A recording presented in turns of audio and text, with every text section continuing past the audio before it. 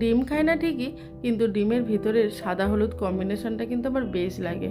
তাই আজ মাখানার কোপ্তা বানিয়েছিলাম, সেটা এই কম্বিনেশনটা একটু রেখেছিলাম, দেখতে কিন্তু বেশ ভালো লাগে। 3টে আলু আমি ভালো করে সিদ্ধ করে নিলাম। এবার তার মধ্যে হাফ কাপ পনির আমি গ্রেট করে দিয়ে দিলাম। আর মাখানাটা কিছুক্ষণ আগে ভিজিয়ে রেখেছিলাম, সেটাকে ভালো করে জল ঝরিয়ে ওই হাফ কাপ মতো দিয়ে দিলাম। তাতে দিয়ে দিলাম পরিমাণ মতো নুন আর 1 চামচ ঘি। মাখানাতে কিন্তু ঘি দিলে বেশ ভালো লাগবে।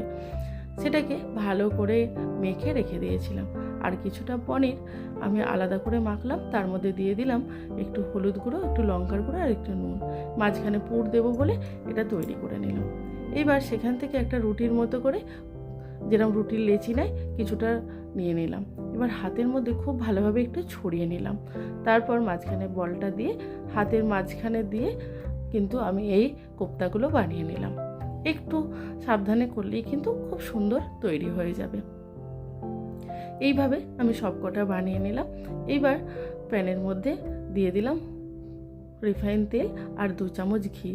বললাম মাখানার যে কোনো জিনিসে ঘি দিয়ে ভাজলে কিন্তু খুব সুন্দর একটা গন্ধ হয়।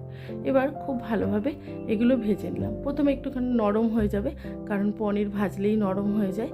তাই কারোর অসুবিধা হলে একটু অল্প করে ময়দা দিয়ে নিতে পারে। তারপর সেই তেলের মধ্যেই তেল আর ঘি যতটা বেঁচেছিল তার মধ্যেই দিয়ে দিলাম 2টো টমেটো, কিছুটা ধনেপাতার ডান্ডি আর 3 চামচ তিল আর 4টে কাঁচা লঙ্কা। সেটাকে খুব ভালোভাবে নেড়েছিলে টমেটোটা যখন নরম হয়ে গেল তখন একটা মিহি পেস্ট করে রেখে দেবো। সেই প্যানের মধ্যেই দিয়ে দিলাম সর্ষের তেল, অল্প একটু জিরে ফোড়ন আর দিয়ে দিলাম আর একটুখানি হিং আর কাশ্মীরি লঙ্কার গুঁড়ো, একটা বেশ সুন্দর কালার হবে।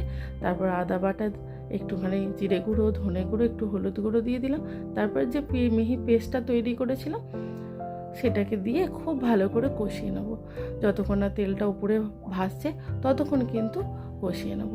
কষিয়ে নেওয়ার পর একটু জল দিয়ে বেশ ভালো করে ফুটিয়ে যে একটা পাত্রের মধ্যে ঢেলে নেব।